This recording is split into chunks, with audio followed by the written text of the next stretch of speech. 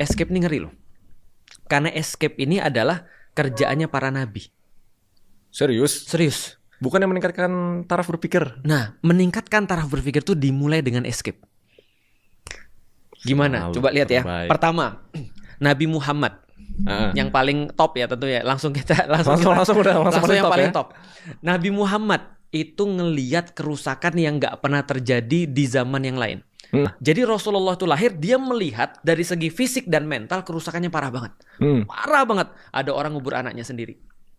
Ngubur anaknya sendiri. Karena dia nggak mau punya anak selain laki-laki. Dia malu kalau punya anak perempuan. Ketika punya anak perempuan, lu kebayang nggak sih? Aku sebagai seorang ayah punya anak perempuan, jelas aku lebih peduli daripada anak laki-laki dong. Itu benar. Tapi zaman dulu kan dilihatnya sebagai beban mungkin ya. Beban. Dikubur hidup-hidup, bro. Hidup-hidup dikubur. Itu tradisinya orang-orang Arab pada saat itu. Nah, tidak Radikal hanya itu, ya? radikal. Punya istri bisa 40 sampai 100. Lu bisa bayangin gak sih? Kalau contoh ya, kalau ini simulasi ya. Simulasi walaupun aku nggak akan. Aku nikah umur 20 tahun, setiap tahun aku nikah satu istri. 60 tahun aku punya istri yang bervariasi antara umur 60 sampai umur. Kayak koleksi sih, bisa Bener. dipajang gitu kan ya. Nah, ketika seorang Arab mati yang punya istri banyak, istrinya diwariskan. Emang gitu konsepnya dulu. Benar konsepnya gitu. Lu bayangin aja, kerusakan apa lagi? Riba merajalela. Segala macam, kemudian orang-orang yang budak lahir hitam apes. Karena dia bakal jadi budak kan gitu kan ya. Dia lahir kemudian punya nasab bagus, dia langsung tiba-tiba jadi tinggi. Apalagi kalau dia anak. Dari dulu ada masalah pejabat juga nggak?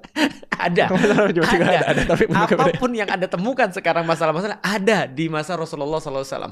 Ada juga orang yang nyulap tuh. Dari bukan bensin waktu itu ya. Bukan bensin. Oh iya. 90 ke 92 gitu kan, duanya dari mana gitu. Nah betul. Nah ada juga tuh model-model kayak gitu. Nah apa yang dilakukan oleh Rasulullah? Escape. Beliau naik ke Gua Hira.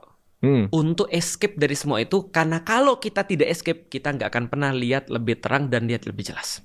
Itu kan kayak perspektifnya, kita nggak bisa nge-solve masalahnya kalau kita bias banget ada di dalam semua permasalahan itu. Kan kita harus punya perspektif yang kalau bahasanya tuh non-partisan, non-bias gitu. Kita harus lihat dari luar, benar-benar cari solusinya, jadi dia escape.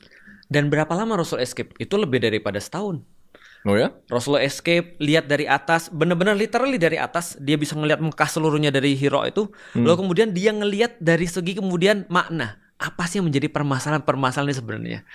Dan hasil dari escape itu Allah turunkan Iqra bismi rabbikal ladzi khalaq. Nah, bacalah dengan nama Tuhanmu yang Maha Pemurah. Bacalah itu adalah awal daripada mencerdaskan umat.